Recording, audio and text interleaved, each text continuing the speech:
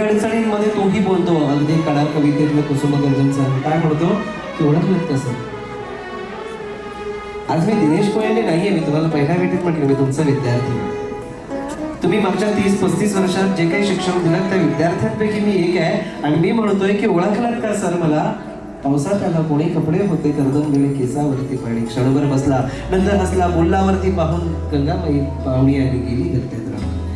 बाहेर वाशी पोरीसारखी 4 भिंतीत नसली आणि मोकळ्या हाती जाईल कशी बायको मात्र वाचली. कारभारीला घेऊन सगळे सर आता लढतोय खरे. आणि ही परिस्थिती आधीतल्या प्रत्येक विद्यार्थ्याची जे आज शिक्षक म्हणून झाले तेही की त्यांच्या आयुष्यात पाऊस आलाय वेगळं वादळ आलेलं आहे आणि ते कारभारणीला घेऊन लढतायत. ही कारभारणीला घेऊन सगळे सर आता लढतो आहे. पडकी भिंत बांधतो आहे चिखल काळ काढतो आहे.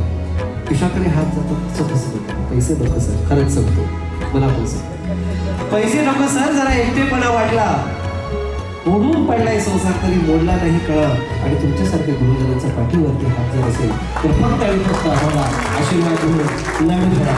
फक्त आणि फक्त लढ करा. हे 2 शब्द आहेत जे शहरांसारख्यांकडनं मिळतात आणि खरंच असे गुरु मिळतात.